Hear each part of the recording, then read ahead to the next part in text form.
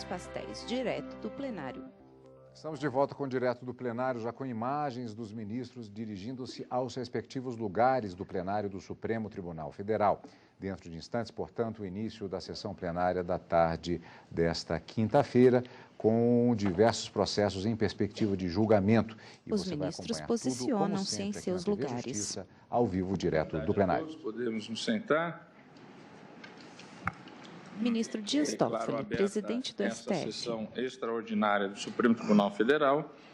E passo a palavra à senhora secretária, que fará a leitura da ata da sessão anterior. Secretária em Ata da pé, 12ª à direita sessão do ministro ordinária do Dias plenário Toffoli. do Supremo Tribunal Federal, realizada em 22 de maio de 2019. Presidência do senhor ministro Dias Toffoli, presentes à sessão os senhores ministros Marco Aurélio, Gilmar Mendes, Ricardo Lewandowski, Carmen Lúcia, Luiz Fux, Rosa Weber, Roberto Barroso, Edson Fachin e Alexandre de Moraes. Ausente, justificadamente, o senhor ministro Celso de Mello. Carmen Lilian Oliveira de Souza, assessora-chefe do plenário. Abriu-se a sessão às 14h52, sendo lida e aprovada a ata da sessão anterior. Pergunto se há alguma observação a ser feita. Não havendo, declaro a ata aprovada. Registro que estão presentes nesta sessão estudantes das seguintes instituições de ensino: Faculdade Santo Agostinho de Sete Alagoas, Estado de Minas Gerais, e Universidade do Vale de Taquari, Lajeado, Rio Grande do Sul. Sejam bem-vindos. Para a continuidade de julgamento, Ao como fundo, ficou plateia acertado lota na o plenário. sessão de ontem, para a fixação da tese, e como o feito está pregoado, ministro Celso de Mello, Vossa Excelência, se entender por bem, pode também voltar. Presidente Dias Toffoli relação olha à para a questão de esquerda, fundo, onde não só está sobre o a tese. ministro Eu só vou Celso de apregoar. Mello. Certo. Daria a palavra a Vossa Excelência, se Vossa Excelência Sim. assim entender. Pois não. Está na forma regimental aparelhado para proferir o voto e depois passaria então ao relator, ao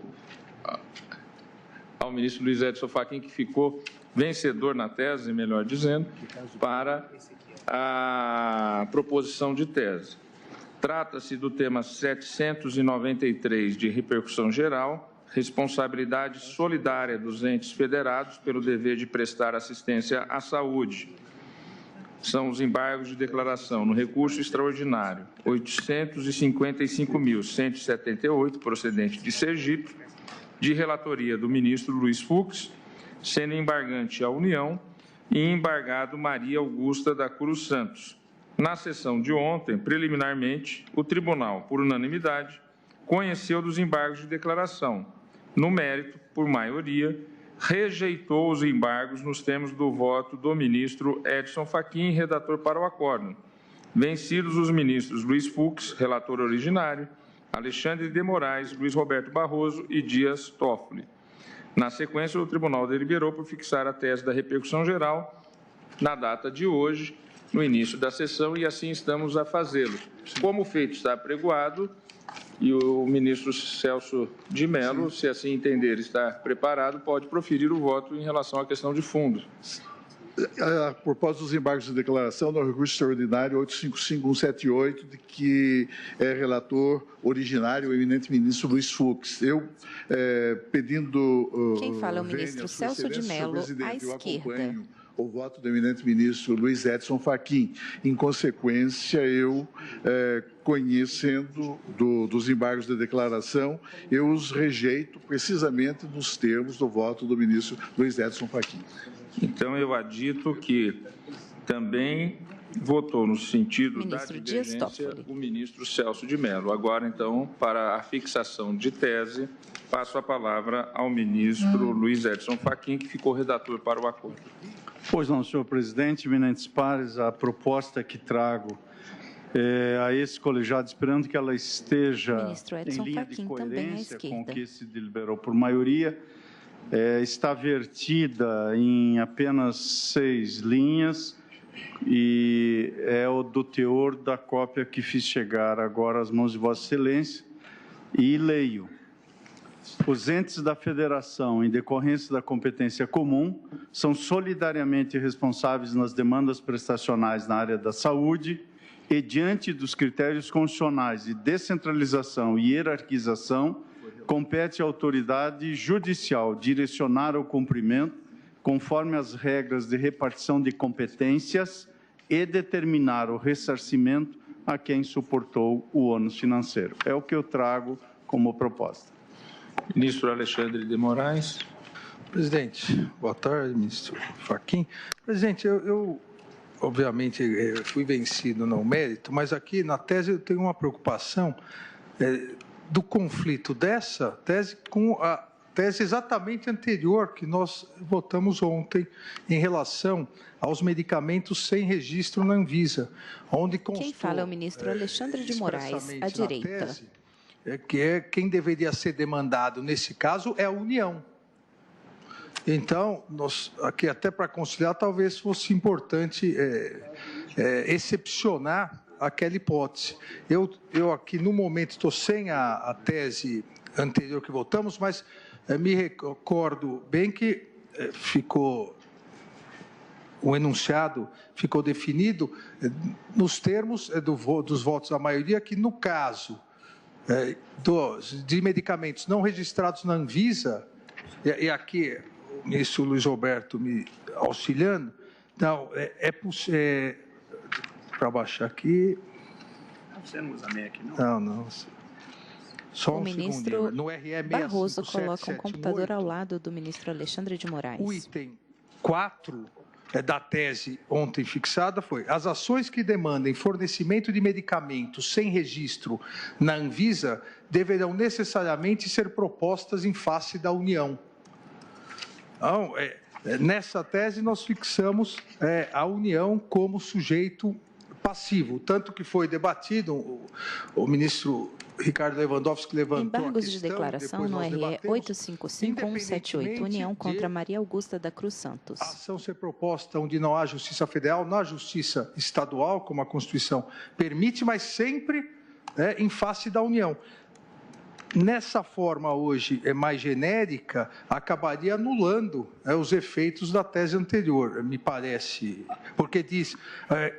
são solidariamente responsáveis nas demandas prestacionais na área de saúde, que, em tese, salvo se entender errado, entraria medicamento, competindo à autoridade judicial direcionar o cumprimento conforme as regras. Aqui permitiria, salvo engano, e peço até um esclarecimento ao eminente relator, permitiria que se ingressasse com a ação contra os 3 entes, e o juiz queria direcionar aquele que deveria prestar com direito de ressarcimento. E se for medicamento sem registro na Anvisa? Pela tese anterior, só poderia entrar em relação à União. Mas eu creio, se Vossa Excelência me permitir, que o que fixamos nessa tese anterior é de que a União necessariamente deve compor o polo passivo. E, por isso, até me recordo, se não me falha mais, uma intervenção do ministro Ricardo Lewandowski, em que essa circunstância restou explicitada. Não se trata de exclusivamente, e sim, necessariamente, a União deva figurar. Portanto, a tese que hoje aqui se propõe, creio que não conflitaria na exata medida em que o cumprimento será direcionado conforme a repartição de competência. E esta expressão foi retirada do enunciado 60 do Conselho Nacional de Justiça na segunda jornada sobre direito à saúde, de modo que procurei, portanto, valer-me dos precedentes, tal como aqui acolhidos pela percepção majoritária, e eu compreendo a preocupação de Vossa Excelência, mas acho que ela está agasalhada nesta formulação, embora da repartição de competência. Da repartição de competência. Pode-se até explicitar isso para evidenciar a coerência da formulação das duas teses, até porque aquela já foi aprovada. Exato. E nós não vamos rediscuti-la. Vossa Excelência tem toda a razão. E elas são compatíveis? Eu creio que sim, senhor presidente. Sim. Até porque Vossa Excelência fala que são solidariamente responsáveis nas demandas prestacionais na área de saúde, diante dos critérios constitucionais de centralização e hierarquização, direcionar o cumprimento a quem ministro suportou o financiamento. O ente que é responsável por aquela prestação específica. Dentro da hierarquia da saúde. Exatamente. Já normatizada. Ministro Alexandre. Não, com esse esclarecimento que consta aqui na interpretação, não necessariamente no texto, mas com esse esclarecimento de que as regras de repartição de competência acabam abrangendo, então, a tese anterior, que obrigatoriamente a União deve constar, então... Eu fiquei vencido, como Vossa Excelência, Exato. Mas adiantando que eu me sinto contemplado aqui, apesar de vencido, no entendimento de que essa tese, ela reflete uma síntese de todas as discussões, e penso que o eminente relator, inclusive, procurou sintetizar, inclusive, os debates daqueles que votaram vencidos. Essa foi a tentativa. A preocupação, só, presidente, ministro Fachin, é exatamente o que a ministra Rosa ontem salientou, para se evitar que lá na frente, como o caso das filantrópicas, um julgamento no mesmo dia com teses que acabam eventualmente sendo interpretadas por aqueles que as leem diversamente. Mas com esse esclarecimento, o satisfeito, acompanha o relator. Ministro Luiz Roberto Barroso. Presidente, a minha posição ficou vencida. À direita, ao lado do ministro Alexandre de Moraes. Ministra Rosa Weber. Ministro Luiz Fux. Ministra Carmen Lúcia. Com o relator, presidente. Ministro Gilmar. Também. Ministro... Presidente, o recurso extraordinário foi julgado... Ministro Marco Aurélio, à direita. Foi julgado o recurso extraordinário no plenário dito virtual. Nós não julgamos no plenário propriamente dito, que é o físico, nós não julgamos o recurso extraordinário.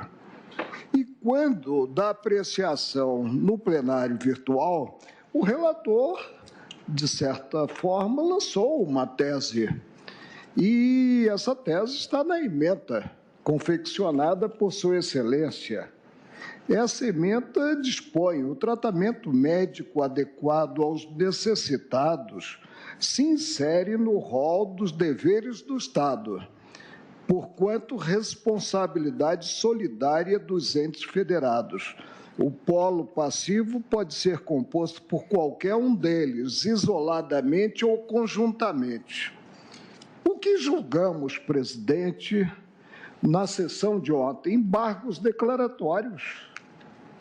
E aí conhecemos desse recurso, porque atendidos os pressupostos de recorribilidade, e afirmamos simplesmente o tema de fundo, não. Afirmamos a inexistência de omissão, obscuridade e contradição.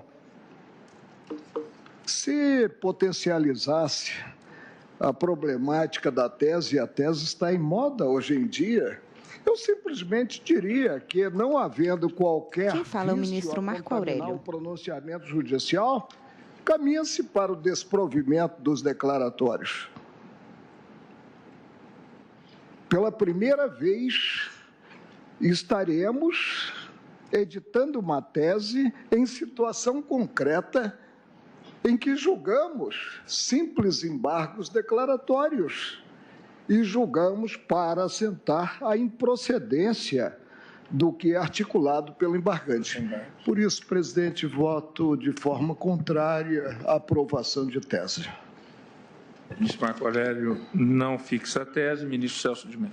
Peço vênia para acompanhar a tese formulada agora, senhor presidente. Também eu, apesar de vencer. Desculpe, ministro. Pois não. Senhor presidente, eu tive que me ausentar rapidamente para atender Ministro Lewandowski, à direita. Eu queria dizer o seguinte rapidamente, concordando em linhas gerais com a tese do eminente ministro que ficou responsável pela elaboração do acórdão, Luiz Edson Fachin. Eu penso que, pelo menos sob o meu ponto de vista, o grande avanço, a vitória que se teve na votação de ontem, data vênia de entendimentos ao contrário, foi reafirmar o princípio da solidariedade no que diz respeito às prestações relativas à saúde pública. Então, isto me parece que ficou assentado. Na verdade, nós reafirmamos a jurisprudência histórica desta Casa. A ementa, ou a tese, está muito bem redigida, a meu ver, muita precisão, só que eu penso que quando se diz assim, tout court, compete à autoridade judicial direcionar o cumprimento, parece-me que há uma obrigatoriedade STF julga embargos de, desde logo, contra acórdão sobre responsabilidade solidária entre entes da Federação na obrigatoriedade de atendimento médico aos necessitados. Da Federação Brasileira. Nós sabemos que a solidariedade permite que o credor acione qualquer um dos devedores, independentemente de ordem, a sua escolha. Eu penso que nós talvez pudéssemos, eu falo isso com muita modéstia e até humildade, aperfeiçoar nessa proposta de tese, se nós, ao invés de dissermos assim, taxativamente que compete, podemos dizer, podendo a autoridade judicial direcionar o cumprimento conforme as regras. Ou então, dizer o seguinte, compete à autoridade judicial direcionar, quando for o caso, entre vírgulas, porque eu me lembro que, quando intervi na sessão passada, em que se discutiu o tema, eu disse que existem certas obrigações de fazer, onde é muito difícil, a prioristicamente, distinguir de quem é a responsabilidade, de que ente federativo é a responsabilidade para a prestação, do serviço correspondente à saúde pública. Então, num acidente grave, por exemplo, num AVC, num infarto, foram os exemplos que eu dei naquele momento. Então, se nós taxativamente dissermos aqui, penso que decorre dessa proposta que compete, desde logo, o redirecionamento, nós estaremos enfraquecendo aquilo que decidimos na sessão anterior, que é justamente o princípio da solidariedade. Então, eu proporia que nós disséssemos, podendo a autoridade judicial, ou então dizendo, quando for o caso. Ministro Lewandowski, tenho a impressão de que o ministro Edson Fachin Quem fala é o ministro Luiz Fux, à direita. O enunciado 60 do Conselho Nacional de Justiça, que tem um fórum permanente sobre essa questão de saúde. E esse fórum foi presidido por algum... É que aí, com a devida vênia, eu acho que nós estamos julgando o feito à luz da Constituição e não à luz do enunciado do CNJ. O CNJ é um órgão hierarquicamente inferior ao Supremo Tribunal Federal e nós não estamos jungidos aos pronunciamentos deste doutíssimo e competente colegiado. Na verdade, foi aprendido um segmento daquela formulação, Ministro Edson Fachin. Mas, como se sabe, bastaria fazer exatamente esse exame de comparação entre o enunciado e a tese proposta. O enunciado, ele é mais elasticido e, aliás, eu comungo integralmente das premissas agora expostas pelo ministro Ricardo Lewandowski. E por isso que a proposta da tese, na sua primeira parte, reafirma a solidariedade e, ao mesmo tempo, atribui este poder-dever à autoridade judicial para direcionar o cumprimento. Não se trata da formação do polo passivo. Tomei este cuidado para evitar o debate sobre formação de litisconsórcio ou a extensão de um contraditório diferido, para direcionar o cumprimento. E ainda que direcione e depois se alegue, por algumas circunstâncias, que o atendimento, exatamente naquela diferença de Bob que Vossa Excelência citou ontem, o atendimento às demandas da cidadania possa ter levado um eventual ônus excessivo a um ente da federação, a autoridade judicial determinará o ressarcimento, é a parte final, a quem suportou o ônus financeiro. Eu levei em conta a preocupação de Vossa Excelência, e ainda que sem o apuro necessário, mas tentei incorporar aqui as premissas que Vossa Excelência acaba de traduzir na tese como proposto. Presidente, diante desses esclarecimentos, Ministro Ricardo eu penso que a minha proposta ela representaria uma sofisticação um pouco maior, talvez quem sabe, pelo menos a meu juízo, uma fidelidade um pouco mais aderente àquilo que nós... Vossa Excelência acredita que poderia vir à baila uma tese mais sofisticada do que a proposta pelo ministro Luiz Edson? Eu digo sofisticado no sentido de especificar, evidentemente, não no sentido do valor intelectual intrínseco dessa proposta apresentada pelo ministro Luiz Edson Fachin, que, aliás, é um eminente professor da Universidade Federal do Paraná.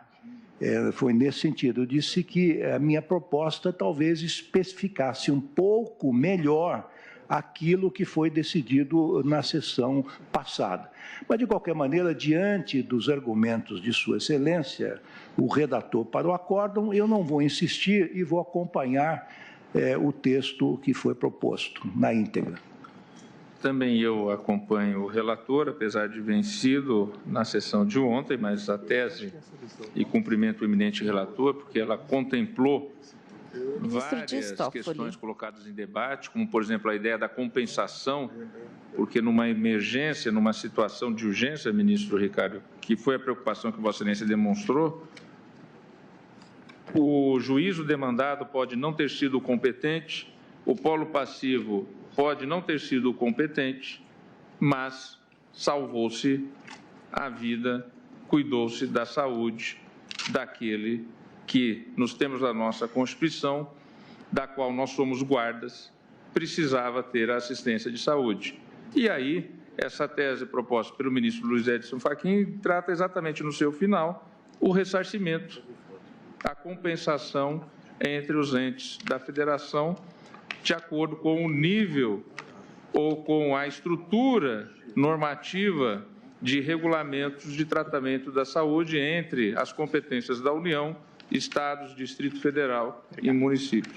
Cumprimento, portanto, o eminente ministro Edson Fachin pela capacidade realmente que teve de formular uma tese que refletiu o voto majoritário, mas também contemplou as preocupações daqueles que votaram vencidos, e eu penso que isso realmente é algo que nós temos que sempre procurar atingir.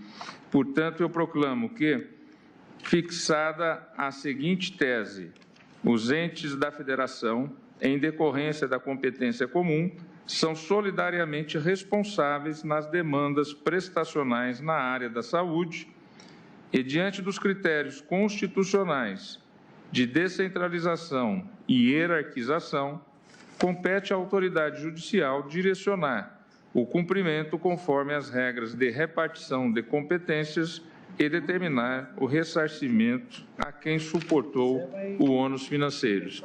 Essa tese foi aprovada por maioria, vencido o ministro Marco Aurélio, que não fixava a tese.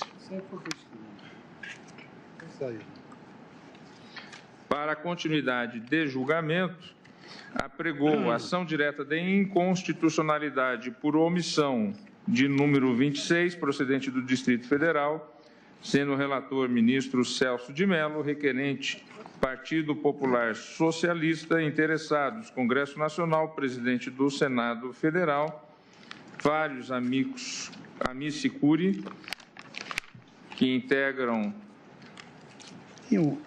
o feito, e leio que, em 13 de fevereiro de 2019, após a leitura do relatório e a realização das sustentações orais, o julgamento foi suspenso. Posteriormente, no dia 14 de fevereiro seguinte, após o início da leitura do voto do ministro Celso de Mello, relator, reconhecendo inadmissível a formulação de pretensão reparatória em sede de controle normativo abstrato, o julgamento foi suspenso.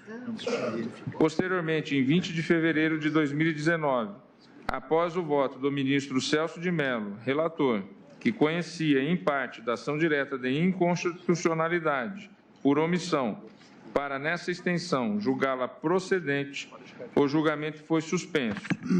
Em seguida, dia 21 de fevereiro de 2019, após os votos dos ministros Edson Fachin, Alexandre de Moraes e Luiz Roberto Barroso, que acompanhavam o relator, no sentido de conhecer em parte da ação direta de inconstitucionalidade por omissão, para nessa extensão julgá-la procedente, o julgamento foi suspenso.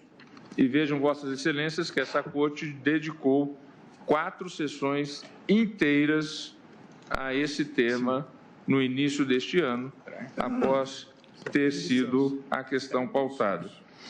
Em conjunto, mandado de injunção 4.733, procedente do Distrito Federal, sendo relator ministro Luiz Edson Fachin, impetrante Associação Brasileira de Gays, Lésbicas e Transgêneros, ABGLT, impetrado Congresso Nacional, interessado União, vários e diversos amicicures, que inclusive sustentaram na ocasião da sessão inicial.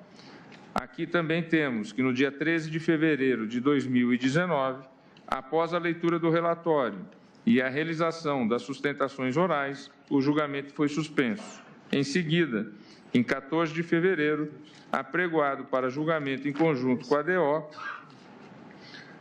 foi, então, proferido o voto na ADO nas sessões de 14 de fevereiro e 20 de fevereiro. Em seguida, após o proferimento de voto do ministro Celso de Mello, relator da ADO, no dia 21 de fevereiro, após os votos do ministro relator deste mandado de injunção, ministro Luiz Edson Fachin, do ministro Celso de Mello, Alexandre de Moraes e Luiz Roberto Barroso, que julgavam procedente o mandado de injunção, o julgamento foi suspenso para sua continuidade, que retomamos na data de hoje, ouvindo o voto da ministra Rosa Weber. Senhor presidente, eu acabo de receber ministro Celso de Mello do Senado Federal requerimento formulado por seus ilustres advogados, comunicando que ontem, no dia 22 de maio de 2019, a Comissão de Constituição, Justiça e Cidadania do Senado Federal aprovou o substitutivo do relator, senador Alessandro Vieira, ao projeto de lei 672 de 2019, apresentado em 12 de fevereiro de 2019 pelo senador Everton, do Maranhão, que aprimora a Lei 7716 de 89 para incluir os crimes de discriminação ou preconceito de orientação sexual e ou de identidade de gênero. O Senado Federal esclarece que esse substitutivo será submetido a turno suplementar em apreciação terminativa. E também nessa mesma reunião ordinária, realizada ontem, a CCJ do Senado aprovou, igualmente em caráter terminativo, o projeto de lei 191 de 2017, de autoria do senador Jorge Viana, nos termos do relatório apresentado pela senhora senadora Rose de Freitas, que altera o artigo 2º da Lei Maria da Penha para incluir, entre os valores protegidos pela Lei Maria da Penha, também a identidade de gênero como forma de atender aos indivíduos transgêneros identificados como sexo feminino. Em face do exposto, conclui essa petição que me chegou às mãos agora, não é? E que foi protocolada hoje, dia 23 de maio, nesta Corte.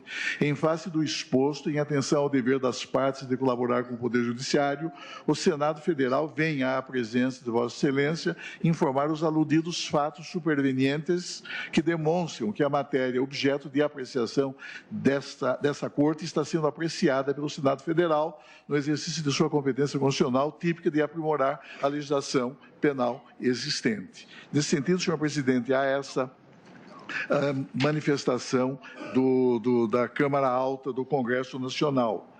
Eu estou com o voto preparado para responder a essa comunicação, senhor presidente. Imaginei que ela eventualmente pudesse vir a ser formulada, não é? Imaginei que talvez pudéssemos ouvir o autor e eventualmente o Ministério Público, mas talvez por amor à brevidade e para que pudéssemos já, enfim, apreciando a questão, superá-la ou não, já concluir, digamos, esse julgamento. Então, se Vossa Excelência me permitir, eu faria algumas considerações. Eu estou fazendo distribuir o meu voto sobre a questão da prejudicialidade. Vossa Excelência, então, não suspende o julgamento para aguardar-se o Congresso Nacional? Não, de modo algum. considerados os precedentes do Supremo Tribunal Federal, precedentes formados em controle normativo abstrato, por omissão, inclusive precedentes da Lavra, 2 do eminente ministro Gilmar Mendes e 1 do eminente ministro Dias Toffoli, que eu estou reproduzindo no voto. Presidente, até por coerência, ministro Marco Aurélio, o voto que eu vou proferir, eu entendo que devemos suspender o julgamento e aguardar o Congresso Nacional. Posso, então, proceder à leitura do meu voto? Eu peço que seja distribuída uma cópia. Ouvindo inicialmente o relator Senhor presidente, da ADO e depois ouviria o relator do mandado de injunção e colheria o voto dos...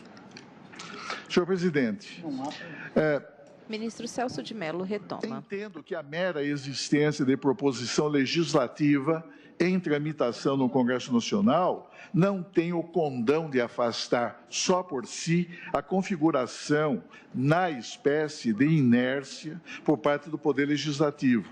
É que, tal como já enfatizei no voto por mim anteriormente proferido nesta causa, decorridos mais de 30 anos da promulgação da vigente Carta Política, ou, se quisermos, mais de 18 anos a contar da apresentação em 2001 do projeto de lei por parte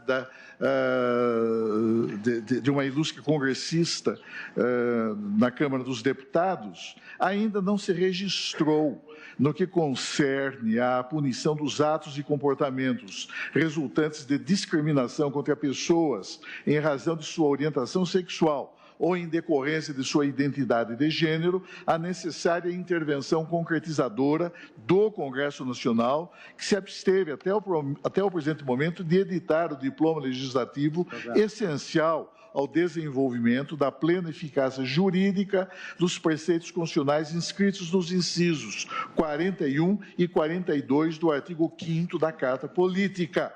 Eu me dirijo agora, senhor presidente, à página 9 do meu voto. Não obstante respeitável o esforço dispensado pelo Congresso Nacional no sentido de instaurar o debate legislativo em torno da questão da criminalização da homofobia e da transfobia, revela-se inquestionável, no entanto, a ausência conspícua de providências no sentido de superar a situação de inequívoca e irrazoável inércia deliberandi, ora constatada no presente caso. Esse quadro de permanente indefinição, que inviabiliza a efetivação pelo Congresso Nacional dos comandos constitucionais que consagram o dever estatal de prestar tutela penal efetiva contra a prática da discriminação dirigida aos homossexuais e aos transgêneros, foi objeto de severas críticas por parte, entre outros, da ilustre doutora Maria Berenice Dias, desembargadora aposentada do Egrégio Tribunal de Justiça do Estado do Rio Grande do Sul, que assim descreveu o longo e penoso itinerário a que estão sujeitas essas propostas legislativas que tratam do tema no âmbito das casas do Congresso. E diz aquela eminente, hoje advogada, inúmeros projetos de lei já foram apresentados. A tramitação é exasperantemente lenta. São arquivados, são desarquivados, são apensados em um constante ir e vir. E, se o projeto não é votado e o relator não é reeleito, no final da legislatura, a proposição é arquivada e é preciso recomeçar todo um novo calvário para que seja desarquivado e apresentado por outro relator. E menciona aqui, em particular, um determinado projeto de lei que, embora aprovado pela Câmara, teve o seu apensamento determinado pelo Senado ao projeto de reforma do Código Penal. Ou seja, diz ela, simplesmente morreu ou foi assassinado o projeto em verdadeiro crime de ódio. Fecha aspas. Não se desconhece, senhor presidente, não se desconhece que este Supremo Tribunal Federal, no passado, veio a acolher, estou na página 10, veio a acolher o entendimento de que a mera instauração do processo legislativo, com o envio do correspondente projeto de lei às casas do Congresso, para efeito de deliberação e de aprovação da proposição encaminhada ao Poder Legislativo, descaracterizaria por si só, a configuração da mora no adimplemento da imposição constitucional, como se vê do teor da ementa do seguinte julgamento plenário. Refiro-me à ADIM 2495 de Santa Catarina, que foi relator o eminente ministro Ilmar Galvão, e eu transcrevo a ementa. Essa diretriz, no entanto, senhor presidente, essa diretriz que venho de referir, restou integralmente superada pela jurisprudência constitucional desta Corte Suprema, notadamente após o julgamento plenário, em 9 de maio de 2007, da ADIM 3.682 de Mato Grosso, de que foi relator o eminente ministro Gilmar Mendes, ocasião em que o Supremo Tribunal Federal assinalou que o estado de mora legislativa pode também restar configurado tanto na fase inaugural do processo de elaboração das leis, a denominada mora agendi, quanto no estágio de deliberação sobre as proposições já veiculadas, a denominada mora deliberandi, desde que, e é o que sucede na espécie, desde que evidenciada pela superação excessiva de prazo razoável, inércia abusiva e inconstitucional do Poder Legislativo. Disse, então, o eminente ministro Gilmar Mendes no item 2º da ementa que consubstancia o resultado daquele julgamento plenário. Aspas, apesar de existirem no Congresso Nacional diversos projetos de lei apresentados visando a regulamentação do artigo tal da Constituição, é possível constatar a omissão inconstitucional quanto à efetiva deliberação e aprovação da lei complementar em referência. As peculiaridades da atividade parlamentar que afetam inexoravelmente o processo legislativo não justificam uma conduta manifestamente negligente ou desidiosa das casas legislativas, conduta esta que pode pôr em risco a própria ordem constitucional. A inércia deliberandi das casas legislativas pode ser objeto da ação direta de inconstitucionalidade por omissão. Esse é um tópico, é um fragmento muito relevante e expressivo. Em julgamento, ADO 26, autor Partido Popular Socialista. Cabe destacar ainda, senhor presidente... Close da plateia no plenário. Ante a pertinência de suas considerações, fragmento desse voto que o eminente ministro Gilmar Mendes proferiu no caso, no qual deixou consignadas determinadas observações que reputo inteiramente aplicáveis à situação ora em análise. E eu transcrevo aqui, senhor presidente, as páginas 11 e 12, essa passagem que me parece muito expressiva do voto do então relator ministro Gilmar do ministro Celso de Mello. Prossigo, senhor presidente, página 12. Esse mesmo entendimento veio a ser reafirmado pelo plenário do Supremo Tribunal Federal no julgamento da ADO 25, Ação direta de inconstitucionalidade por omissão 25, julgamento ocorrido em 30 de novembro de 2016, valendo transcrever, por sua relevância, fragmento do douto voto proferido também pelo eminente ministro Gilmar Mendes, que foi relator daquela ADO 25, que, a propósito da questão envolvendo a mora decorrente da inércia deliberandi, fez as seguintes considerações. Disse, então, o eminente relator, aspas, vejam, senhores ministros, enquanto a sanção e o veto estão disciplinados de forma relativamente precisa no texto constitucional, inclusive no que concerne a prazos, artigo 66, a deliberação parlamentar não mereceu do Constituinte, no tocante a esse aspecto, uma disciplina mais minuciosa. Ressalvada a hipótese de utilização do procedimento abreviado previsto nos parágrafos 1º e 2º do artigo 64 da Constituição, não se estabeleceram prazos para a apreciação dos projetos de lei. Observe-se que, mesmo nos casos desse procedimento abreviado, não há garantia quanto à aprovação dentro de determinado prazo, uma vez que o modelo de processo legislativo estabelecido pela Constituição não contempla a aprovação por decurso de prazo. Nós sabemos que a aprovação ficta por decurso de prazo prevaleceu durante o regime militar, sob a carta política outorgada por um triunvirato militar, em 1969. Quid iuris, então, indaga o eminente relator, se os órgãos legislativos não deliberarem dentro de um prazo razoável. A questão é essa, é a razoabilidade. No caso, nós temos, de um lado, um prazo de 30 anos, se contarmos desde o momento da vigência dessa Constituição, ou pelo menos de mais de 18 anos, desde a apresentação pela então deputada federal Yara Bernardi, de projeto de lei versando e disciplinando esta matéria. Quid iuris, então, indaga o ministro Gilmar, se os órgãos legislativos não deliberarem dentro de um prazo razoável sobre o projeto de lei em tramitação. Ter-se-ia aqui uma omissão passível de vir a ser considerada morosa no processo de controle abstrato de omissão. É justamente disso que se trata no caso em tela. O fato de existirem em tramitação atualmente no Congresso Nacional algumas proposições acerca do tema não é suficiente para afastar a inércia legislativa e, nesse caso do ministro Gilmar, passados apenas 10 anos. No nosso caso, nós estamos em fase de um trintênio, portanto, 30 anos, ou pelo menos 18, a contar do projeto de lei da deputada Bernardi.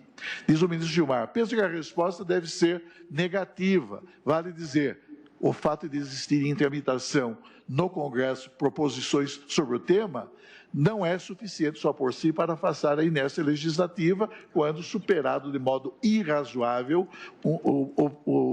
qualquer prazo. É verdade que existem precedentes desse tribunal, e o ministro Gilmar alude ao caso do ministro Ilmar Galvão. Em julgados mais recentes, no entanto, a posição adotada pelo Supremo foi outra. Deu-se à omissão inconstitucional sentido mais amplo para admitir que também a inércia deliberandi das casas legislativas pode ser objeto da ação direta de inconstitucionalidade por omissão. Vale dizer, pode o Supremo Tribunal Federal reconhecer a mora do legislador em deliberar sobre a questão, declarando assim a inconstitucionalidade por omissão. Foi essa a posição que prevaleceu por unanimidade na DIN 3682, diz o ministro Gilmar, de sua relatoria. Não obstante os vários projetos apresentados e discutidos no âmbito das duas casas, entendeu-se que a inércia legislativa também poderia configurar omissão passível de vir a ser reputada inconstitucional na hipótese de os órgãos legislativos não deliberarem dentro de prazo razoável sobre o projeto de lei em tramitação. No caso da ADO 25, o lapso temporal de mais de 10 anos, desde a data da publicação da emenda tal, evidenciou a inatividade do legislador. Enfim, conclui, sejam ou não esses valores exatos, o fato é que a omissão constitucional existe e já perdura por mais de uma década. Neste caso, como naquele, não se há de afastar a mora legislativa simplesmente porque tramitam no Congresso projetos de lei relativos à matéria em debate. Há omissão, há estado de inconstitucionalidade, fecha aspas. E, nesse sentido, foi, inclusive, o voto que eu proferi em fevereiro deste ano. O Ministério Público Federal, por sua vez, em manifestação da lavra de sua eminente chefia, pronunciou-se especificamente sobre essa questão, enfatizando, na mesma linha, que a jurisprudência desta Corte tem reconhecido a configuração de mora congressual no adimplemento do mandamento constitucional de legislar, sempre que se constatar a ocorrência de situação de inércia deliberandi, fazendo-o em parecer que se acha no ponto assim emendado, aspas, existência de projetos de lei em curso no Congresso Nacional não afasta configuração de mora legislativa. Quem fala é o ministro Celso de Mello. Período excessivamente longo de tramitação a frustrar a força normativa da Constituição e a consubstanciar inércia deliberandi. E eu, em seguida, senhor presidente, transcrevo trechos desse douto parecer da Procuradoria-Geral da República. A página 16 do meu voto, senhor presidente, eu já pulei para... Eu digo que impede assinalar por oportuno que Vossa Excelência, senhor ministro presidente, ao examinar a ação direta de inconstitucionalidade por omissão, a ADO 24, de que foi relator, conheceu de referida ação direta de inconstitucionalidade por omissão e deferiu o pleito cautelar nela formulado, salientando, na linha dos precedentes que venho de mencionar, que a inércia deliberante das casas do Congresso Nacional, caracterizada pela demora irrazoável na deliberação e na apreciação de projeto de lei em tramitação, revela-se apta a configurar omissão inconstitucional do Poder Legislativo em adotar as medidas determinadas pelo texto constitucional, como se vê no seguinte trecho da decisão de Vossa Excelência, senhor presidente, que eu transcrevo aqui nas páginas 16 e 17. Vossa Excelência, inclusive, conclui essa decisão nos seguintes termos. Conquanto não se desconheça a complexidade de determinados projetos legislativos, página 17, as peculiaridades e as dificuldades da atividade parlamentar não justificam inércia demasiadamente longa diante de imposições ditadas pelo texto constitucional. É o que ocorre na espécie.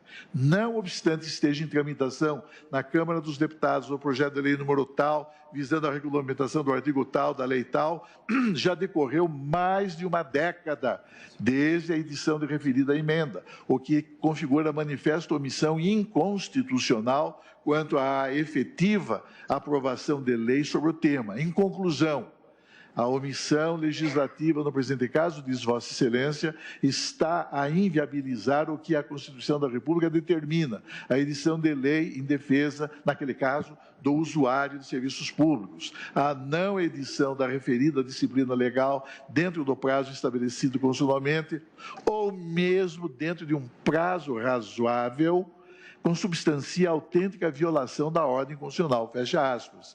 E eu repito, no caso, já se passaram 30 anos, pelo menos, desde o início da vigência desta Constituição, ou pelo menos mais de 18 a contar da apresentação perante a Câmara dos Deputados do projeto de lei pela então deputada Yara Bernardi, de projeto de lei visando a dar implementação efetiva às cláusulas constitucionais ora em exame. E digo eu, senhor presidente, e é também por essa mesma razão que este egrégio plenário do Supremo Tribunal Federal, em sede de ações de mandado de injunção, página 17, tem reconhecido em sucessivos precedentes que o retardamento abusivo na regulamentação legislativa do texto constitucional, não obstante a existência de projetos de lei em tramitação perante as casas do Congresso Nacional, qualifica-se como requisito autorizador da concessão da ordem injuncional. E aqui eu menciono inúmeros precedentes da lavra dos eminentes ministros desta Corte em sede de mandado de injunção, nos quais os juízes desse tribunal salientam que a inércia deliberante do Poder Legislativo, caracterizada pela superação excessiva de prazo razoável na deliberação e na aprovação das diversas proposições legislativas,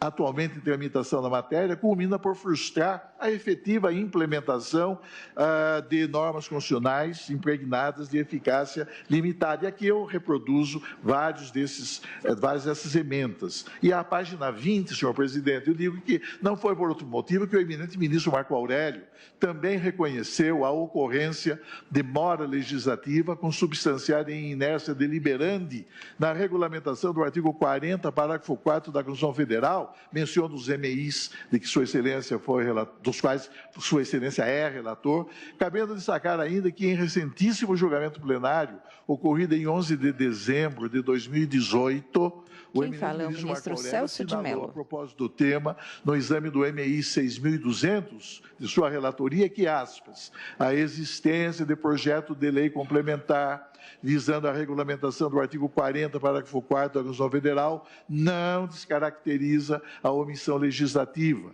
Enquanto não aprovado, permanece o quadro de frustração do exercício de direito previsto no texto constitucional a justificar a formalização de mandado de injunção. Fecha aspas. Também o eminente ministro Luiz Roberto Barroso, em julgamento, ADO 26, autor Partido Popular Socialista. Página 20, casos de que foi relator, tem assinalado que a existência de projeto de lei em tramitação por si só não se mostra suficiente para efetivar a concretização do direito reivindicado pela via injuncional, motivo pelo qual, aspas, a mera existência de iniciativa legislativa não é capaz de afastar a lacuna normativa, fecha aspas, MI 6615, agravo regimental.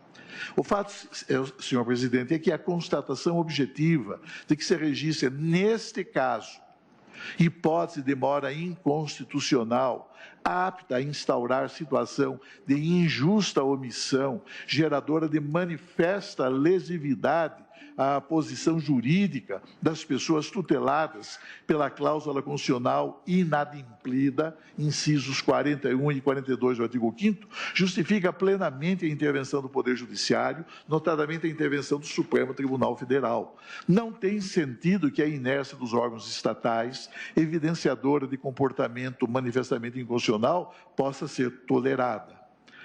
Não se diga, portanto, que a existência de proposições legislativas em curso de tramitação prejudicaria o normal processamento e a definitiva conclusão do presente julgamento, pois a mera apresentação de projeto de lei não garante, por si só, a certeza de sua aprovação por ambas as casas do Congresso Nacional. Na espécie, mesmo que eventualmente aprovadas as proposições legislativas, seja pela Câmara dos Deputados, seja pelo Senado Federal, conforme o caso, ainda assim impor-se-ia sua aprovação pela outra casa legislativa que atuaria no contexto do sistema bicameral, artigo 65 da Constituição, como casa revisora.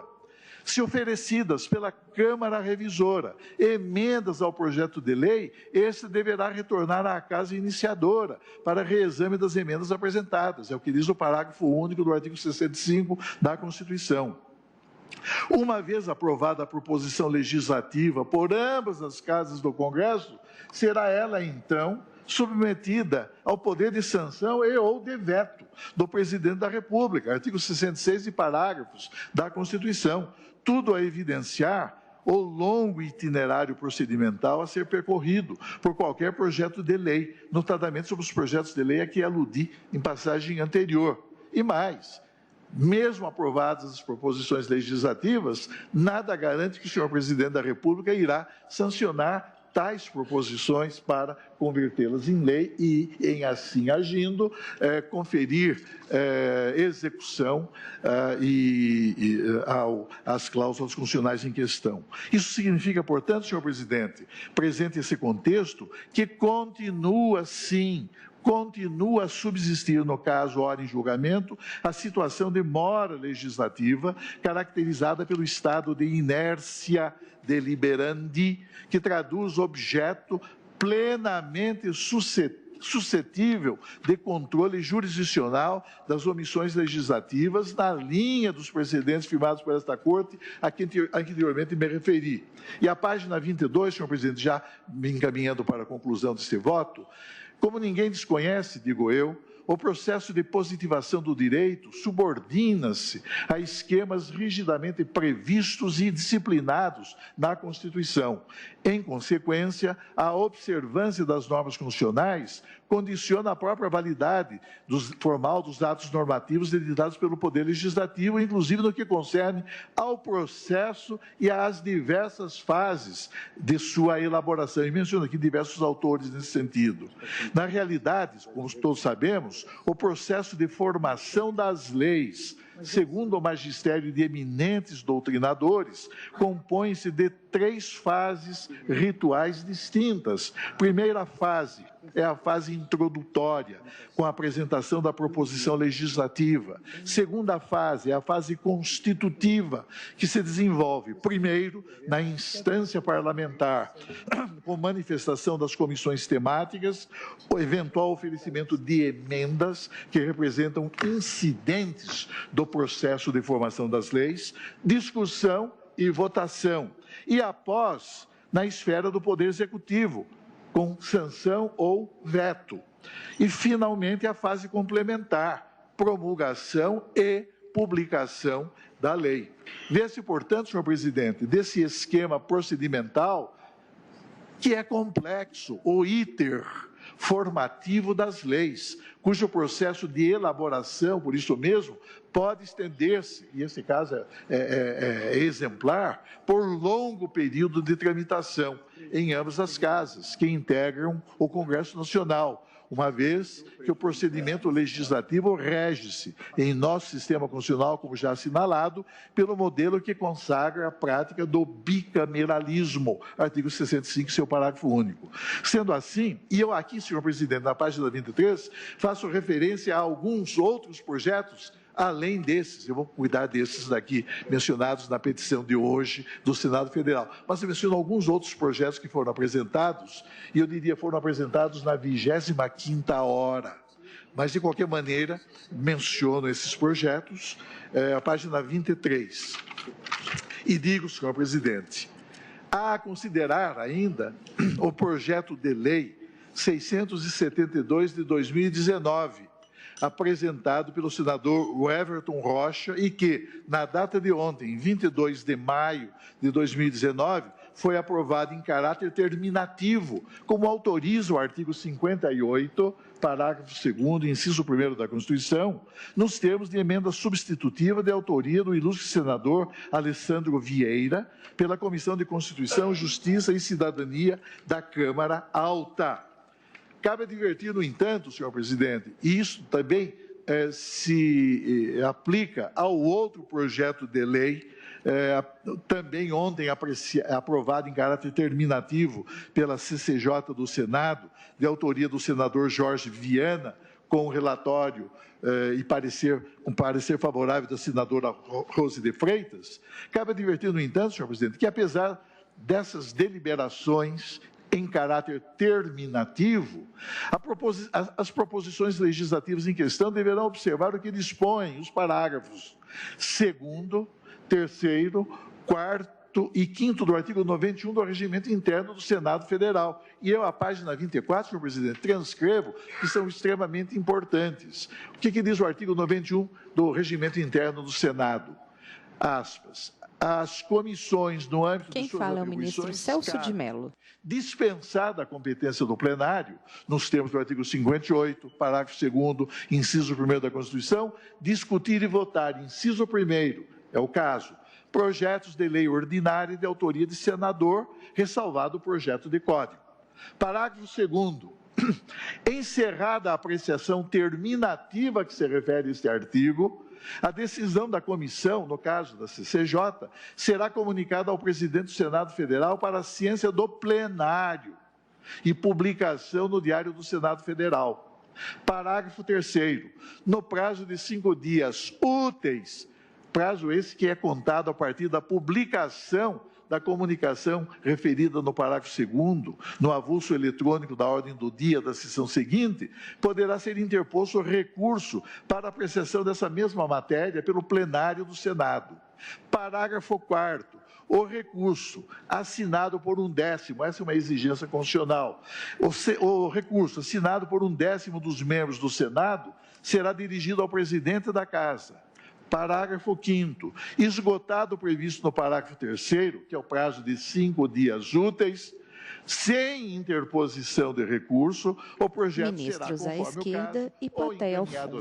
A sanção, não é o caso, ou promulgado, não é o caso, ou é o caso, remetido à Câmara, ou então, se for o caso, arquivado, fecha aspas. Vê-se, portanto, senhor presidente, senhores ministros, que, não obstante o caráter terminativo da deliberação da CCJ do Senado, o procedimento de elaboração legislativa sequer se acha concluído na esfera do Senado da República, mesmo porque, como diz a Constituição e permite a Constituição e prescreve o regimento interno da Câmara Alta, mesmo porque sempre será lícito a 1/10 dos membros do Senado interpor recurso no prazo de 5 dias úteis para apreciação da matéria pelo plenário da Câmara Alta. E digo que, neste caso, nos termos do artigo 101, competirá à CCJ de novo opinar, agora não mais em caráter terminativo, quando, em virtude desses aspectos, houver recurso de decisão terminativa de comissão para o plenário. Em suma, senhor presidente, concluindo, página 25 do meu voto, em suma, inexiste qualquer obstáculo que impeça o prosseguimento neste plenário da presente ação direta de inconstitucionalidade por omissão, pelo fato, segundo penso, de não se achar descaracterizada a mora do Congresso Nacional, tendo em vista a circunstância constitucionalmente relevante de que a omissão imputada ao Poder Legislativo da União, nos termos em que denunciada neste processo de controle abstrato pelo autor da apresentação direta de inconstitucionalidade por omissão, pelo fato de que essa omissão ainda subsiste em nosso ordenamento positivo. Por tais razões, senhor presidente, e com apoio dos precedentes que venho de mencionar, firmados em sede de controle normativo abstrato, embora não tenha sido formalmente suscitada essa questão prejudicial, é evidente que a comunicação evidencia, digamos, uma postulação nesse sentido. Mas, de qualquer maneira, senhor presidente, não reconheço a existência de hipótese configuradora de prejudicialidade. STF julga processo que pede a criminalização de todas as formas de homofobia e transfobia. Desse processo de controle normativo abstrato. Nesse sentido, senhor presidente, é o meu voto. Acolho agora o voto do relator do mandado de injunção, ministro Luiz Edson Fachin. Senhor presidente, eminentes pares, senhor ministro Celso de Mello, eminente decano, ministro relator Edson Fachin, da à esquerda, ADO e plateia ao fundo. De número 26. Preliminarmente, senhor presidente, informo que incidente similar, pelos dados que disponho, não restou suscitado no mandado de injunção, o que significaria a desnecessidade de apreciação dessa circunstância no âmbito do respectivo mandado de injunção.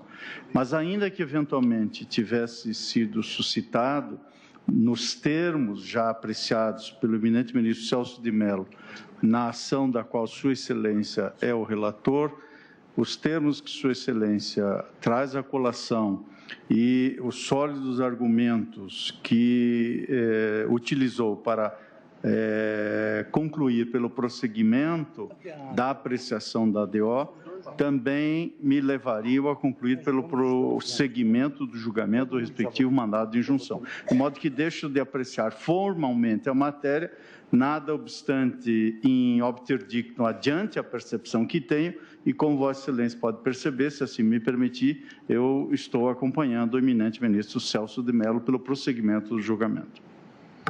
Antes de colher os votos, ministro Dias Toffoli, gostaria de fazer uma sugestão aos eminentes relatores. A ADO 26, de relatoria de Vossa Excelência, ministro Celso de Mello, ela foi liberada para julgamento em 20 de novembro de 2018. No dia 17 de dezembro de 2018, menos de um mês depois de liberado, eu pautei para julgamento em fevereiro e iniciamos o julgamento. O mandado de injunção havia sido liberado para julgamento em 17 de outubro de 2017 e pautei em conjunto com a ADO. O voto histórico de Vossa Excelência, acompanhado já, assim como o do relator do mandado de injunção, ministro Luiz Edson Fachin, pelos ministros Alexandre de Moraes e Luiz Roberto Barroso, já tiveram um efeito de as casas do Congresso Nacional, a Câmara dos Deputados e o Senado da República se mobilizarem na apreciação do feito. Se Vossa Excelência me permitir, votos que nos valeram uma denúncia perante o Senado Federal, pedindo ministro a instauração Celso de contra os Mello. 4 ministros do Supremo que já votaram a instauração de processo de impeachment por suposta prática de crime de responsabilidade numa manifestação de superlativa intolerância por parte dos denunciantes, uma vez que o fundamento invocado, falta de decoro, não tem simplesmente aplicação ao caso. E mais, põe em discussão, uma vez mais, uma questão que o Supremo Tribunal Federal decidiu no final do século XIX, em 1898, em recurso interposto num processo oriundo do Estado do Rio Grande do Sul, quando o ilustre advogado, patrono dos advogados brasileiros, Rui Barbosa, patrocinando a causa vencedora perante esta Corte, discutiu a absoluta inadmissibilidade do chamado, aspas, crime de hermenêutica, ou seja, pune-se o pensamento do magistrado, pune-se o magistrado por decidir, por pensar de uma forma diferente ou não. E salientou, então, Rui, nesse processo, que na independência dos juízes reside a independência da magistratura. E, digo eu, sem juízes independentes, não há cidadãos livres. Por isso mesmo, senhor presidente, a despeito de tudo, a intolerância simplesmente agora foi processualizada perante o Senado Federal com essa absurda denúncia formulada contra 4 juízes desta Corte, porque simplesmente exercendo o seu dever jurisdicional, formularam decisões absolutamente compatíveis com a ordem constitucional. Eu iria fazer uma sugestão. STF julga processo que pede a criminalização de todas as formas de homofobia e transfobia. Do decano, ministro Celso de Mello, eu vou colher os votos em relação ao pedido de adiamento. Como vota o ministro Alexandre de Moraes? Presidente, eu, recordando em 5 minutos a razão pela qual ministro Alexandre de Moraes, à direita, em moda e, consequentemente, acompanhei o eminente ministro relator no mérito da questão, foi exatamente porque o próprio Congresso Nacional desrespeitou um padrão protetivo de implementação legislativa que a Constituição havia determinado para várias hipóteses, o próprio Congresso Nacional havia acolhido em todas as hipóteses, menos em uma única, ou seja, em todas as hipóteses em que a Constituição Federal havia determinado a edição de lei específica, lei para penalizar discriminações ou para proteger minorias que historicamente sofreram restrição ao livre exercício de seus direitos fundamentais, o Congresso Nacional, em todas essas hipóteses, estabeleceu um padrão de edição de lei prevendo tipos penais, estabelecendo crimes. Seja, como disse à época, a Lei 7.716, que complementou o inciso 42 do artigo 5º, a discriminação, preconceito de raça, cor, etnia, religião ou procedência nacional, seja o ECA, que estabeleceu 17 tipos penais para complementar o artigo 227 e proteger a infância e juventude. O parágrafo 4º do artigo 227 também foi complementado pelo Congresso Nacional com a edição de lei para evitar o abuso, violência, exploração sexual da criança e do adolescente. Houve a proteção criminal também, a proteção, prevendo tipos penais para a proteção das pessoas com deficiência, regulamentando o parágrafo 2º do artigo 227, a questão da Lei Maria da Penha, a proteção à mulher, regulamentando o parágrafo 8º do artigo 226, e salientei, inclusive, à época, que até em relação ao consumidor, o próprio Congresso Nacional adotou esse procedimento protetivo, estabelecendo no Código de Defesa do Consumidor 13 tipos penais específicos para complementar a proteção prevista e solicitada no inciso 32 do artigo 5º. Olha, foram 30 anos em que absolutamente todas as minorias, todos os grupos em que a Constituição entendeu ser necessária uma proteção especial, todos eles tiveram, por parte do Congresso Nacional, essa proteção especial, menos um. Ou seja, a partir disso, a criminalização da homofobia, a proteção desse grupo específico foi a única proteção que restou ignorada nesses 30 anos pela Constituição. Exatamente em virtude desse aspecto, estabelecendo não o meu padrão subjetivo, mas observando, adotando e acolhendo um padrão que o próprio Congresso estabeleceu para todas as outras hipóteses, entendi existir a mora do Congresso Nacional. A questão a ser decidida nesse momento é saber se o fato da CCJ, da Comissão de Constituição e Justiça do Senado, ter aprovado de forma terminativa o projeto de lei criminalizando a homofobia, e aqui merece ser parabenizado o esforço do presidente do Senado Federal, o senador Davi Alcolumbre, o esforço pessoal também da presidente da CCJ, a senadora Simone Tebet, e dos demais senadores da CCJ, mas se esse esforço meritório teria o condão de afastar a mora do Congresso Nacional. Senhor presidente, entendo que não. Entendo que não, da mesma forma que o eminente ministro Celso de Mello, nosso decano, e por um motivo simples.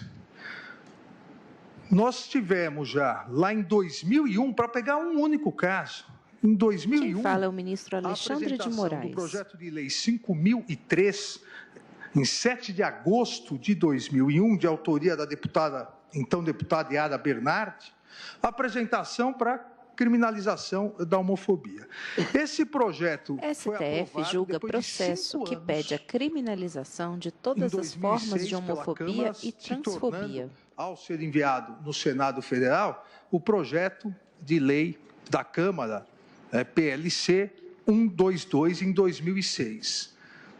E lá ficou por anos e anos, até na última legislatura ser arquivado. Ou seja, esse fato, para não pegar os demais projetos, esse fato, esse histórico desse projeto de 2001, que foi aprovado por uma Casa Legislativa em 2006, foi para outra Casa Legislativa, Senado Federal, e acabou, depois de uma longa tramitação, sendo arquivado, uma vez que a senadora Marta Suplicy havia ficado na relatoria e acabou o seu mandato, demonstra que não é líquido e certo, por mais que o esforço do Senado Federal tenha sido feito, da Comissão de Constituição e Justiça, não é líquido e certo que a Câmara aprovará ou não, ou que a Câmara aprovará exatamente o mesmo projeto aprovado pelo Senado Federal, o que poderá fazer retornar. E mais ainda, também não é líquido e certo, até porque isso é uma prerrogativa constitucional do presidente da República, que haverá sanção integral de eventual projeto. Ou seja, há muitos se não houver o recurso de 1/10 dos senadores, como salientou o eminente ministro Celso de Mello, se aprovado no Senado, indo para a Câmara, será rápido, será aprovado com ou sem alterações. Se voltar para o Senado, se for sancionado. Consequentemente, entendo que, por mais, e volto a dizer, que tenha sido meritório o esforço da Comissão de Constituição e Justiça, e acredito realmente que o Congresso irá rapidamente aprovar, mas não há a certeza, não há liquidez e certeza dessa aprovação, o que, perante Todo o raciocínio que fundamentou o meu voto em relação ao mérito não afasta a mora do Congresso Nacional. E saliento ainda, e relembro, que nos termos do voto do eminente ministro relator, o voto de mérito, e do meu voto, que o acompanhei, dos demais, a determinação de efeitos erga omnes e vinculantes de eventual decisão majoritária dessa casa, da nossa Corte Suprema, na criminalização, valerá a partir da data de julgamento, da data de publicação do julgamento, até a data da publicação da lei. Ou seja, a partir do momento em que o Congresso Nacional editar a lei, ou seja, que o processo legislativo se esgotar com aprovação pelo Congresso, sanção presidencial, promulgação e a publicação, o que valerá será a lei editada pelo Congresso Nacional. Não vejo nenhum prejuízo o que realmente se predispõe a combater, tanto a decisão do Supremo Tribunal Federal, até agora, com 4 votos, como o esforço do Senado Federal em aprovar a lei, que é o combate à homofobia. O Brasil é o país onde homossexuais e transexuais sofrem, é o país em que mais transexuais e homossexuais sofrem violência no mundo ocidental, logicamente, onde há estatísticas. O esforço se mostra conjunto dessa Casa, do Supremo Tribunal Federal, no exercício de jurisdição constitucional, não no exercício, e faço minhas as palavras do ministro Celso de Mello, não no exercício de usurpação, como houve a denúncia por crime de responsabilidade contra nós no Senado Federal, não, no exercício do que a Constituição nos delegou, o exercício da jurisdição constitucional. E hoje se demonstra que o mesmo esforço na efetivação dos direitos dessa minoria que nós, no Supremo Tribunal Federal, estamos fazendo, o Senado Federal também está fazendo. Há uma convergência, cada um no exercício das suas atribuições constitucionais. Congresso na edição de legislação e Supremo Tribunal Federal no exercício de jurisdição constitucional para garantir a plena efetividade e eficácia dos direitos fundamentais. Então, não vejo nada que afaste a possibilidade de continuidade do julgamento. Acompanho integralmente o eminente relator, os eminentes relatores. Agradeço, ministro Alexandre. Como vota o ministro Luiz Roberto Barroso? Presidente, também eu. A vida é feita da dura realidade, mas também de alguns símbolos, de algumas mensagens. Ministro Luiz Roberto Barroso, à direita, e plateia ao fundo. Há um grupo de pessoas vulneráveis, aqui bem representadas, aliás, pelo Dr. Paulo Roberto Iotti Vecchiati, que precisa de nós. Eu, quando ainda advogado, sustentei, no caso das uniões homoafetivas, eu disse naquele julgamento do papel do Supremo Tribunal Federal na construção de um tempo de respeito ao outro, de respeito ao diferente, de tolerância, como tanto enfatizou ADO 26, autor Partido Popular Socialista. Um tempo de delicadeza, um tempo em que todo amor possa ousar dizer o seu nome, como eu falava naquela ocasião. E a verdade é que o Supremo não faltou ao seu encontro com a história naquele julgamento. E mais do que isso, a história reconheceu esse papel do Supremo ao nos premiar, considerando aquela decisão como um patrimônio imaterial da humanidade. Eu acho que, nesse caso, a história bate a porta novamente e o nosso papel é abri-la, de modo que eu não veria razão para adiar esse julgamento, embora receba com alegria a manifestação do Senado Federal. Acho que a capacidade de as instituições serem responsivas às demandas da sociedade é uma virtude que merece ser exaltada. Mas todos nós sabemos que os processos políticos majoritários e o processo legislativo tem as suas vicissitudes e as suas circunstâncias, e acho que um direito tão fundamental como esse de preservação da integridade física e moral dessas pessoas não deve esperar. Quem é atacado, quem é ofendido, quem é discriminado tem pressa. De modo que eu, pedindo vênias compreensões diferentes, também voto pela continuidade do julgamento. Agradeço, ministro Luiz Roberto. Ministra Rosa Weber. Eu acompanho os relatores, senhor presidente. Ministro Luiz Fux. Senhor presidente, Egrégia Corte, luz representante do Ministério Público, senhores advogados. Senhor presidente, vou fazer uma pequena digressão e, posteriormente, também me manifestar sobre a ministro Luiz Fux, também à direita. Decano. Em todas essas causas que tivemos aqui, omissões legislativas, principalmente em relação a esse tema tão relevante como só vai ser esse atentado contra as pessoas em razão da sua orientação sexual, em todos esses casos, houve uma notícia acidental no curso dos mandados de instrução de que o parlamento estava omisso. Então, STF julga processo que pede a criminalização de todas as formas de homofobia e transfobia. Que o projeto não caminhava. Agora, o eminente decano, com a sua postura de lealdade, integridade e exação para com a Corte, traz um requerimento que nós não conhecíamos, em que o parlamento pede uma deferência àquilo que compete a ele de votar uma lei que já está num plano, um projeto iniciado bem sucedido. Se fosse apenas isso, efetivamente, eu até acredito que o próprio decano, que sempre apregoou aqui que no Estado democrático a instância hegemônica é o parlamento, teria atendido à luz do princípio da harmonia e independência dos poderes esse pleito, estabelecendo que isso é um prazo razoável para concluir esse projeto. 1 mês, 2 meses. Sucede que o ilustre decano, com muita propriedade, traz fatos antecedentes gravíssimos. Por quê? Porque num país onde os juízes temem, as decisões desses juízes valerão tanto quanto valem esses homens.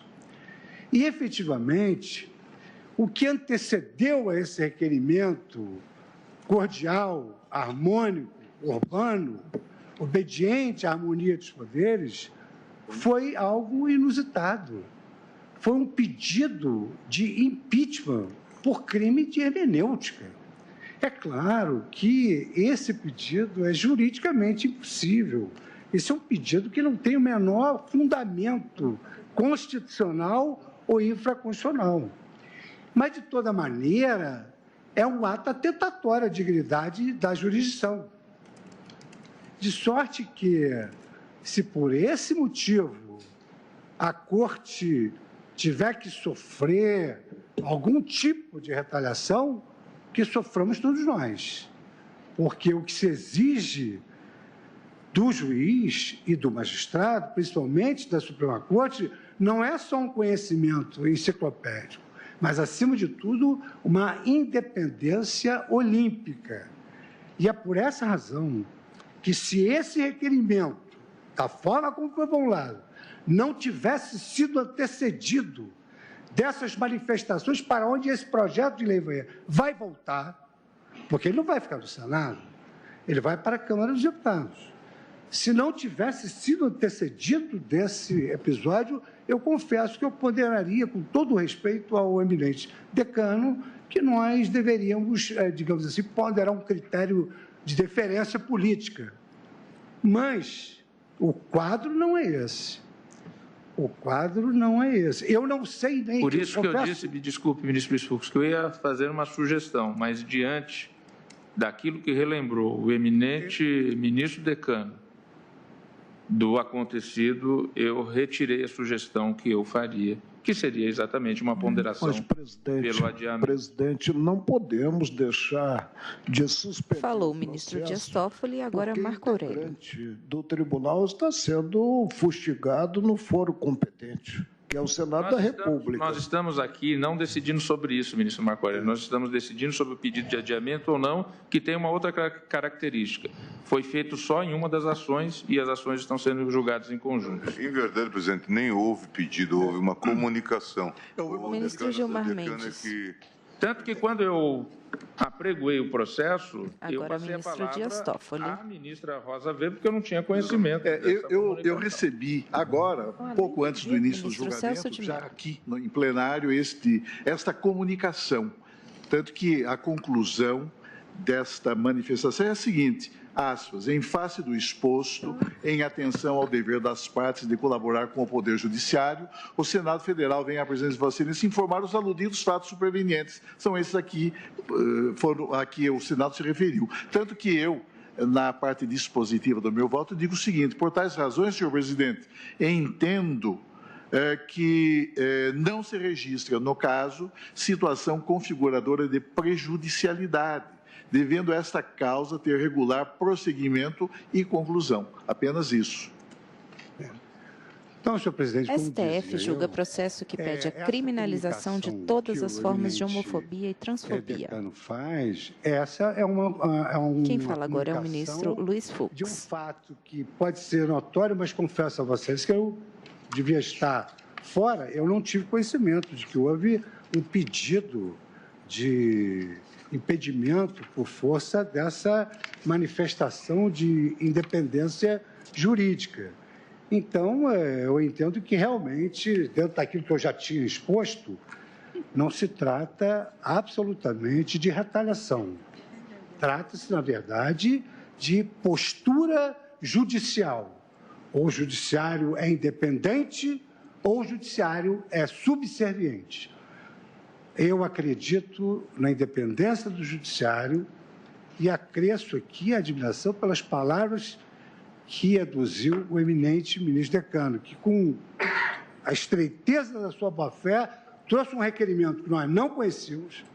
Confesso que trouxe um fato que eu desconhecia desse pedido de impedimento e, nesse contexto, dentro da minha independência jurídica, eu entendo importante e acompanho integralmente o voto do ministro Celso de Mello nessa suposta questão. É uma questão de ordem, né? Para concluirmos o julgamento. Agradeço ao ministro Luiz Fux. Como é que vota a ministra Carmen Lúcia? Senhor presidente, senhores ministra ministros, Carmen Lúcia, à esquerda, ministro e plateia ao Decano, fundo. relator da ação direta, e o ministro Edson Fachin, relator do mandado de injunção.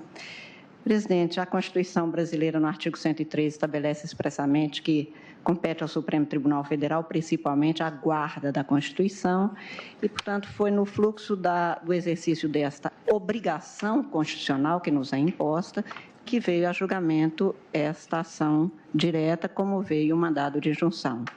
Não nos cabe escolher processos no sentido de qual nós vamos julgar. O que se pode, numa pauta, como Vossa Excelência outro dia ainda afirmou, de quase 900 processos, saber quais são necessários, dar uma urgência ou uma prioridade, já que nós não podemos fazer isso por ordem cronológica meramente. O que é certo é que trouxe o ministro Decano, num voto histórico verdadeiramente, o traçado de 30 anos de vigência desta Constituição, sem que um dos grupos mais vulneráveis da sociedade, que são exatamente os que são vitimados pela homotransfobia, não tiveram do Poder Legislativo e do Poder Executivo, quando for o caso e quando vier a oportunidade processual legislativa competente, o resguardo legal que a Constituição impõe, especialmente no inciso 41 do artigo 5º. A lei punirá qualquer discriminação atentatória a direitos fundamentais. Isto não vem em 30 anos e, se contar do primeiro projeto apresentado, mais de 18 anos. O Supremo foi chamado para comatar, enquanto não sobrevier esta lei, e o inciso 4 da parte dispositiva do voto do ministro relator é taxativa, até que sobrevenha lei autônoma sobre isto. Então, exatamente neste sentido é que o Supremo, cumprindo, repito, a sua obrigação constitucional de guarda da Constituição, no qual os direitos fundamentais estão listados de maneira expressa e taxativa, deu início a esse julgamento e, portanto, tem sido levado adiante, foi, como afirma Vossa Excelência, já há algum tempo pautado para continuidade nesta data. Portanto, eu tenho para mim que essa comunicação feita ao ministro relator é também uma deferência do Senado para comunicar que eles estão também atuando, mas não significa nenhum requerimento, como bem formulado por Sua Excelência, de obstar o prosseguimento, porque não compete a um juiz parar, na minha compreensão, não poderia ele parar um julgamento, enquanto, na esteira de nossa jurisprudência, e como tem até aqui consolidado o entendimento no sentido de se dar prosseguimento a mandado de injunção e omissões, neste caso, comprovada, de um exercício estatal, não compete a nós escolher poder parar. Acho que não é que... Quem fala é a ministra Carmen Lúcia. Ministro Celso de Mello, não é que quer ou não quer. Acho que não poderia, porque é obrigação levar adiante a jurisdição, a inércia continua, ou a omissão continua, embora tenha havido um movimento. Eu recebo o que foi lido pelo ministro Celso de Mello como um gesto do Senado Federal, especialmente da Comissão de Constituição e Justiça, que atende ao dispositivo constitucional que fixa, define a harmonia entre os poderes. O Poder Judiciário foi chamado e está julgando. O Poder Legislativo, verificada a omissão, também está atuando. Não significa que isso aqui possa parar, até porque, como está posto no voto até aqui majoritário, no sentido dos que foram tomados, que foram os 4 votos, de STF julga processo que pede a criminalização de todas as formas de homofobia e transfobia. De homossexuais, transexuais, a tutela necessária, uma vez que a dor tem urgência. E 30 anos não são pouco tempo. Por isso, senhor presidente, eu também estou acompanhando o ministro relator, Celso de Mello, pelo prosseguimento do julgamento. Agradeço, ministra Carmen Lúcia. Ministro Ricardo Lewandowski. Senhor presidente, ministro Ricardo Lewandowski, à direita. O gesto do presidente do Senado Federal ao enviar esta comunicação ao relator do presente feito, isto é um exemplo do diálogo institucional que deve imperar entre os 3 poderes. Contudo, entendo, senhor presidente, que o julgamento já se iniciou. Já foram proferidos 3 votos, 4 votos, na verdade, 4 votos, brilhantes, aliás. Todos nós ouvimos as sustentações orais de todas as partes interessadas. O julgamento foi suspenso por razões operacionais, por razões que dizem respeito à administração da pauta, que é superiormente feita por Vossa Excelência na qualidade de presidente. Agora foi pautada a retomada deste julgamento. Todos os interessados foram devidamente intimados, de maneira que, em situações semelhantes, a Corte tem prosseguido o julgamento.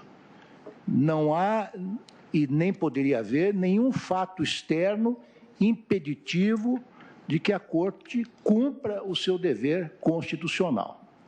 De mais a mais, senhor presidente, eu entendo, como já foi dito aqui, sobretudo pelo ministro Alexandre de Moraes, nós estamos diante de uma situação emergencial, em que crimes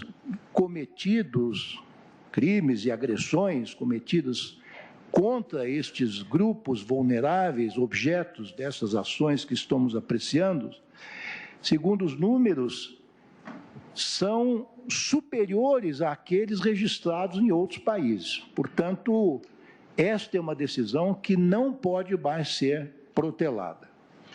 Penso, senhor presidente, ademais, que, em especial, o eminente decano, ao proferir o seu voto, o fez de forma a respeitar escrupulosamente a harmonia que deve haver entre os três poderes da República. Ao colmatar uma lacuna pela via interpretativa Quem da fala é o legislação ministro existente, Ricardo Lewandowski. até que sobrevenha a legislação adequada editada por parte do Congresso Nacional. De maneira que o prosseguimento do julgamento nestes termos, senhor presidente, nada mais representa do que o estrito cumprimento de um dever constitucional por parte dos integrantes dessa Corte.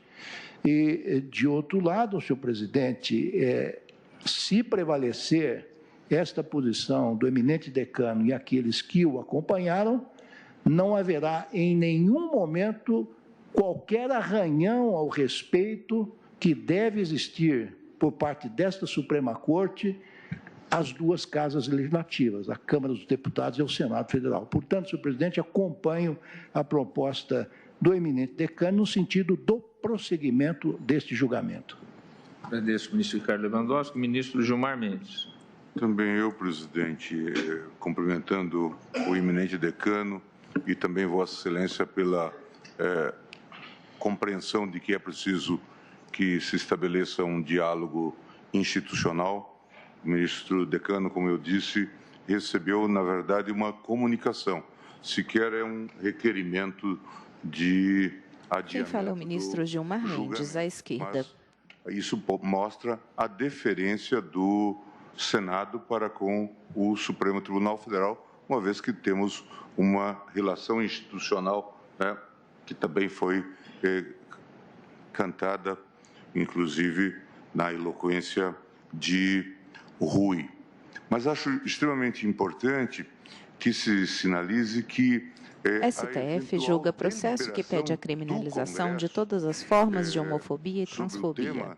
Não prejudicaria o eventual julgado que nós tomássemos, porque já foram apontadas aqui todas as vicissitudes que podem marcar esse processo legislativo. Mas, ainda que assim não fosse, nós poderíamos ter uma situação em que a ausência de deliberação por parte desta Casa significaria um déficit de proteção que já vem sendo há muito detectado.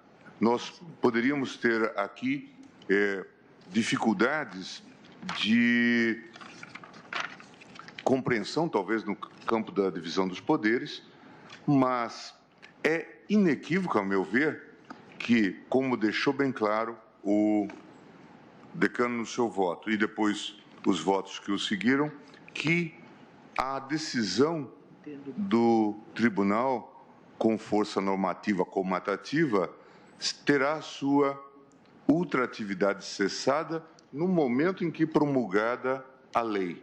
Portanto, aqui está estabelecido de maneira muito clara o respeito que se deve ter às instituições. Uma outra preocupação que nós sabemos gravita no âmbito do Congresso Nacional, que é a questão da liberdade religiosa e a possibilidade, portanto, de crentes pregarem posições contrárias, inclusive à eventual situação de homossexualismo, foi enfatizada no voto e faz parte, portanto, da parte dispositiva. A liberdade religiosa não está ameaçada. Portanto, também aqui cuidou, com muito cuidado, com muito descortino, o eminente relator, de explicitar que não se trata aqui de alimentar uma guerra cultural, ao revés, né? Se trata de proteger segmentos que, de fato, são discriminados. Lembrou o ministro Barroso a decisão que nós tomamos em 2011 sobre a união homoafetiva. E aqui uma curiosidade, presidente, a despeito desse esforço que se faz no sentido da legislação, até hoje não há deliberação legislativa a propósito do tema.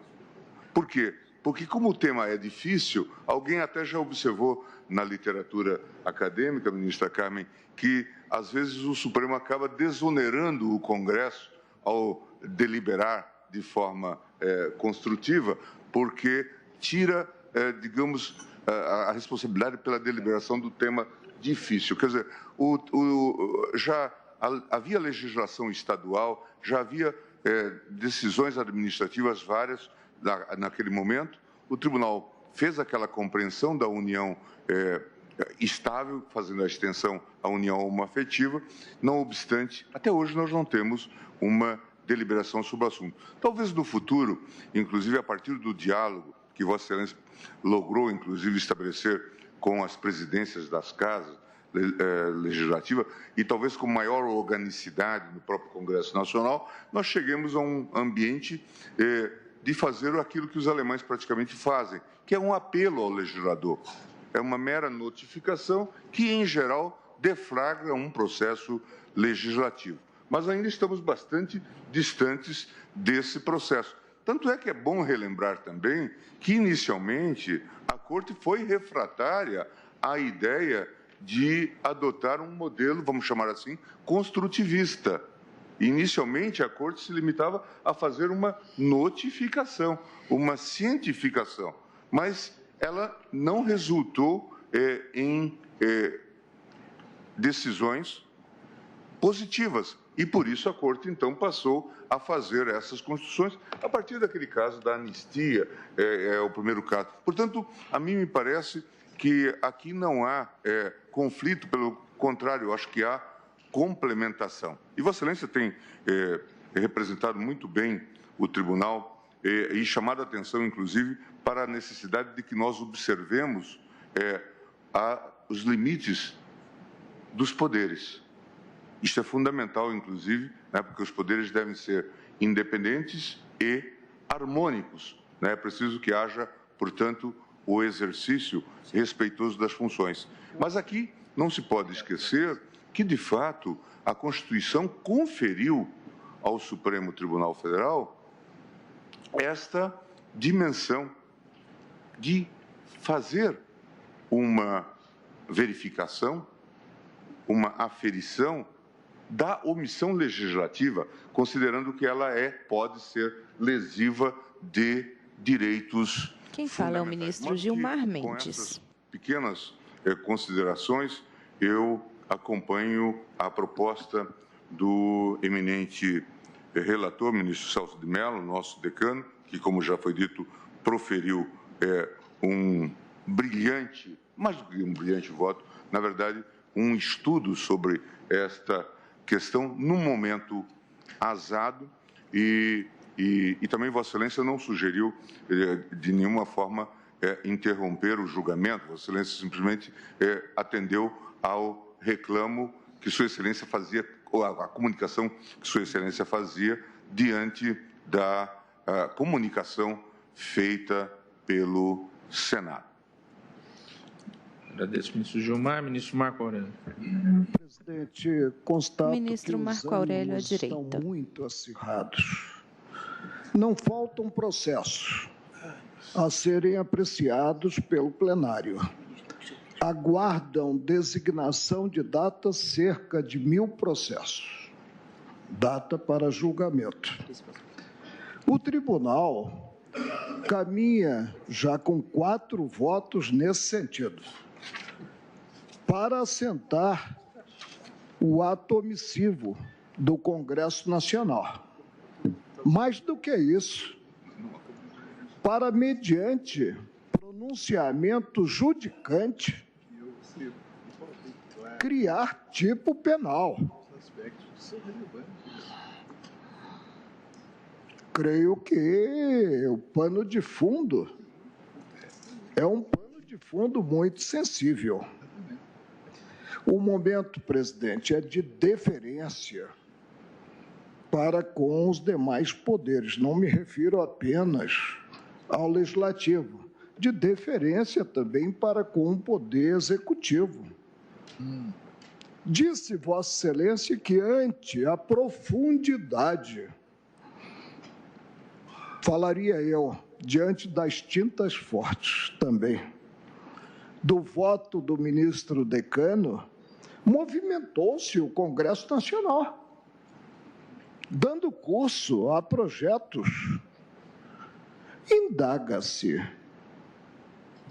é conveniente, diante desse contexto, principalmente do que apontei como criação mediante pronunciamento judicial de tipo penal, embora provisório,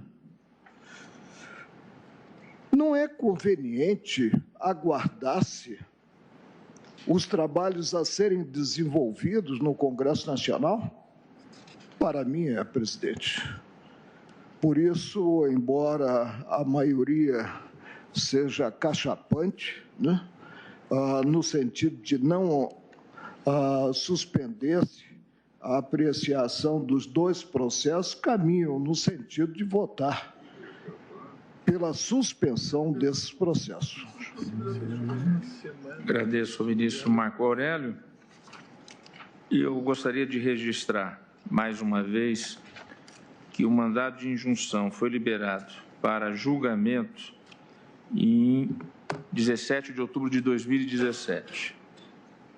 E eu o pautei no dia 18 de dezembro de 2018, em conjunto com a ADO, que foi liberada em 20 de novembro de 2018.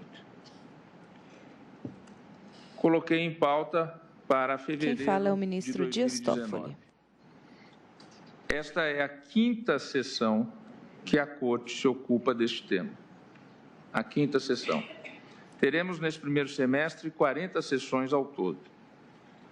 Mais de 10% das sessões, portanto, desse primeiro semestre, tiveram por objeto esta causa específica.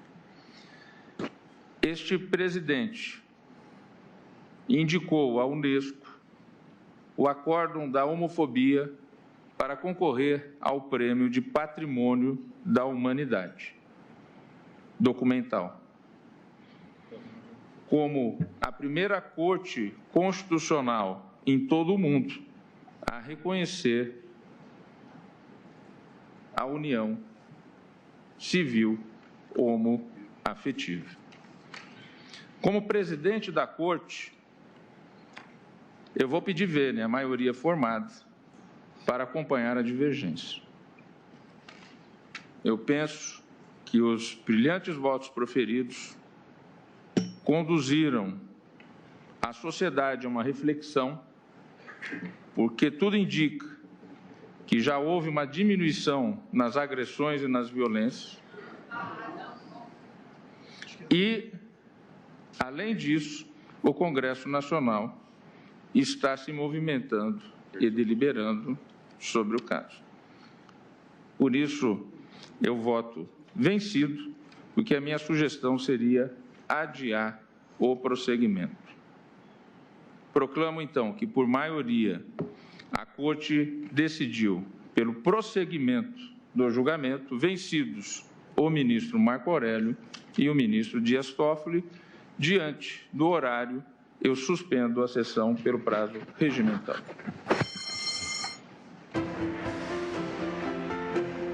Parede de mármore claro ao fundo, bandeira do Brasil à esquerda, brasão ao centro e crucifixo à direita no topo. Os ministros agora levantam-se e deixam o plenário aos poucos.